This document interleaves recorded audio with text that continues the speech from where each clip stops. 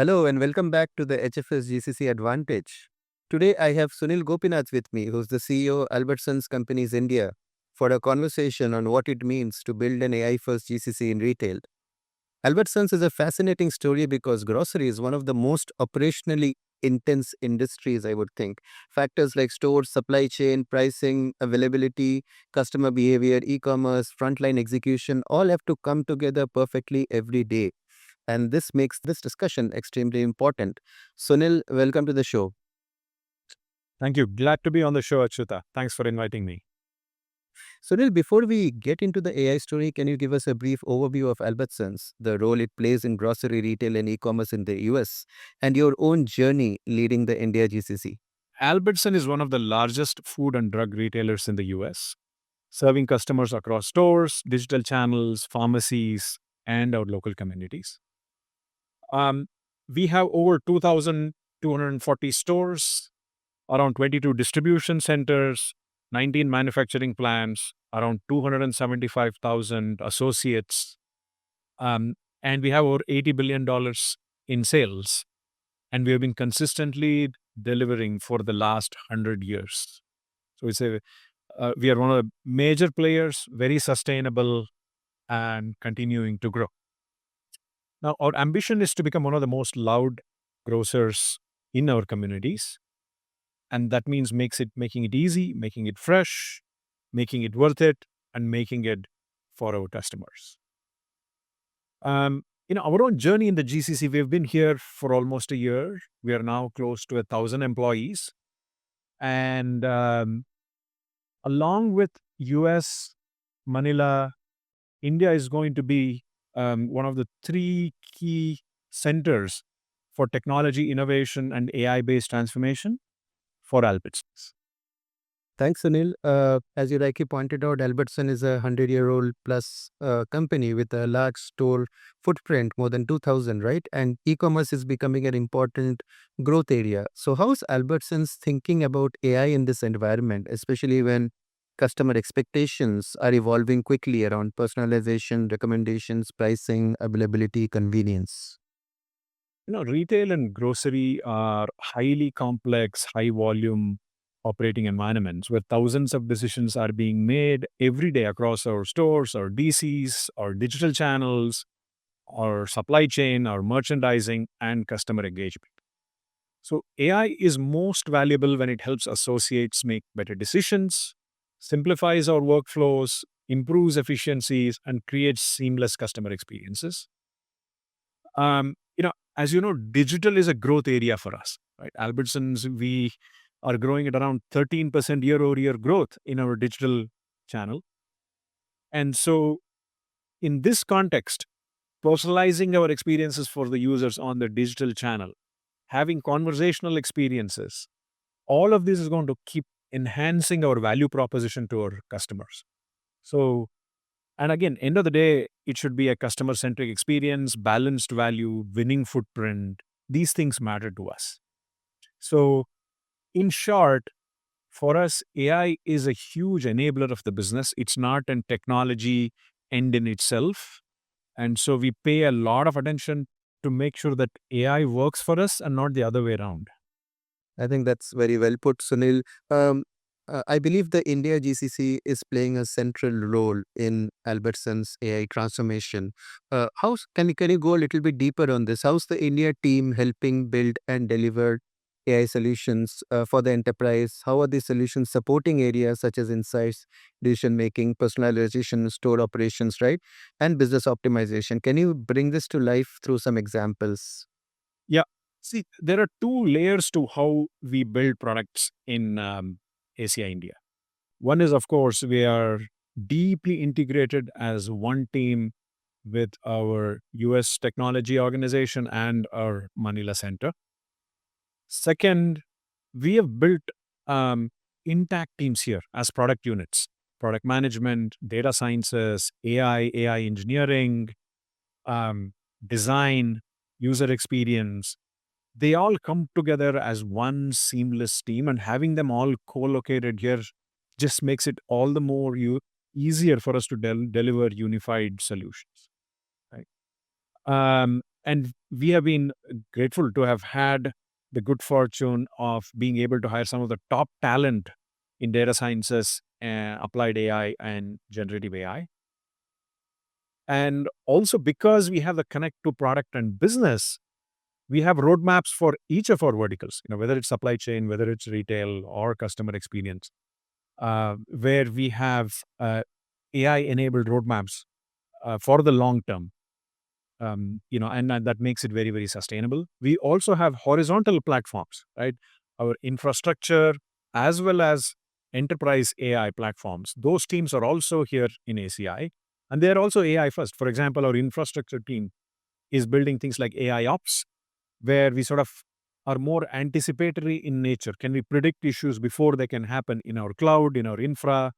And even if things do get into a challenging situation, instead of throwing people at problems, can technology and AI go really deep and find out the root cause analysis of what actually led to this situation? So, some very, very deep technology is being built right here.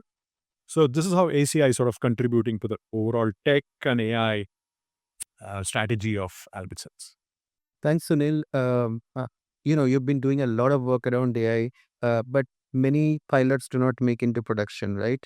Many of your initiatives probably do not see the light of the day at an enterprise level. So, from your experience, what are the biggest pitfalls that stop AI from becoming pervasive in a enterprise context? And what should GCC leaders get right early? See, one of the biggest challenges organizations face is, or rather, mistakes that they end up doing is treating AI itself as the end goal or an objective. How quickly or how broadly do we deploy AI in the company, right? So that's like putting the horse before the cart. For us, it's always very, very clear, right? We want to make AI work for the business. Is it a business enabler? Does it move the dial for all of our key business metrics? That if we start from that, that makes things a lot more easier, and we're in control of our destiny a lot better. Um, and we are very, very clear. Anything that we do for enterprise AI, it should either be helping making improved decisions. Could be our store directors, it could be our demand planners, it could be our engineers who are building customized user experiences for our mobile app. It has to lead to improved decision making, improved customer experience, and our associate productivity. If it's, and finally, of course, business outcomes. If it's not contributing to any of these four dimensions or outcomes, then it becomes a theoretical exercise, and that's not of interest to us. Third, for AI to be effective, data is foundational. Getting your data right, having high quality data, labeled data, business semantics, correct, ontology, knowledge graph, so that you understand the relationship between data. If these foundational elements are not right, AI cannot do magic on it.